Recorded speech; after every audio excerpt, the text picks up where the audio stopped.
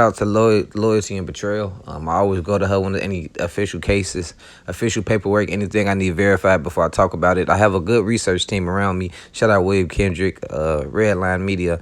You know what I'm saying? They be helping me keep this shit right because I done got bamboozled before y'all. And it was brought to my attention that this blogger, I ain't gonna say his name, he went on his channel and said, yeah, I done gave X-Man Rico false information. Fuck it.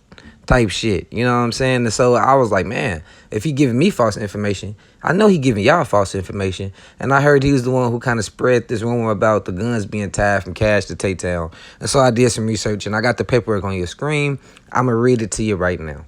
Facts supporting probable cause. In summary, in January 2022, Stefan Mack, also known as Youngin, was shot and killed outside the Youth Peace Center of Roseland, located at 420 West 111th Street, Chicago, Illinois.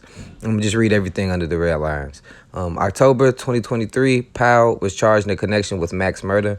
A warrant was issued for Powell's arrest. A Facebook account belonging to Powell was identified as the FBI identified the Facebook account belonging to Powell, and then there's probable cause to believe that location information concerning the Facebook account will assist law enforcement in arresting Powell. On January 27, 2022, Stefan Mack, also known as Youngin, was shot and killed outside the Peace Center of Roseland. According to the website YPC, it's a non-profitable organization offering youth. I'm not reading that shit. Mack was a YPC participant based on video surveillance footage obtained from YPC approximately 2:22 p.m. while Mack was still inside the center. A 2014 black Chrysler 300 sedan with tinted windows, driven and occupied by the shooters entering the YPC's parking lot. The Chrysler was initially parked on the east side of the street. At 2:25, the Chrysler was moved to the west side of the lot. The shooters remained in the Chrysler for approximately 40 minutes, waiting for Mack to leave.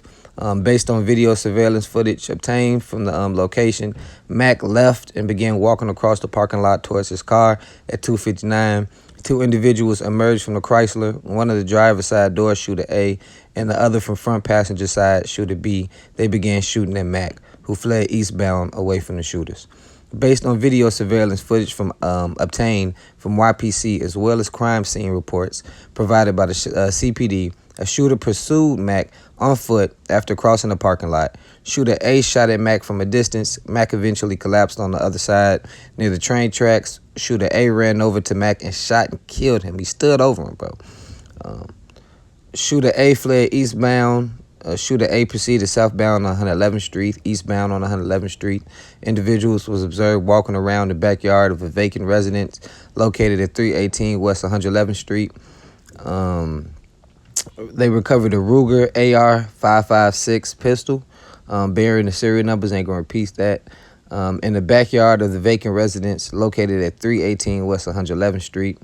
According to records and information provided by the Illinois State Police Department, testing conducted by the state established that the recovered Ruger was the firearm used to shoot and kill Mack, according to the records and information obtained from the Bureau of Alcohol. The AR pistol was purchased by individual A at a federal firearms license in Atlanta, Georgia. What the fuck? Back in October 2020. This is where people tried to say it might have something to do with Cash. Based on information provided by CPD, a security guard shortly after the shooting, the security guard stepped outside and he was shot in the left leg by shooter B. After shooting the security guard, shooter B fled westbound on foot, and the shooters abandoned the Chrysler in the parking lot. And so I pretty much read all that to say I could keep going. I might just keep reading a little bit. They end up apprehending AJ in Mike City. AJ, Preston Powell, also known as Marley, they were charged in connection with Mack's murder. Initially, after everything was done, they were indicted because the weapons that were used to kill the youngin was tied to a few other was tied to a murder for hire plot. That's it. You see right now, everything on your screen, you see nothing to do with FBG Cash. Nothing to do with FBG Cash. And the reason why I wanted to do this story is to just let y'all know that sometimes people that you might think is credible, they're not credible, man. A lot of these bloggers want to send other bloggers off up the river just so they could be less credible, and it just helps boost their own channel's credibility and different shit like that, which is petty, man.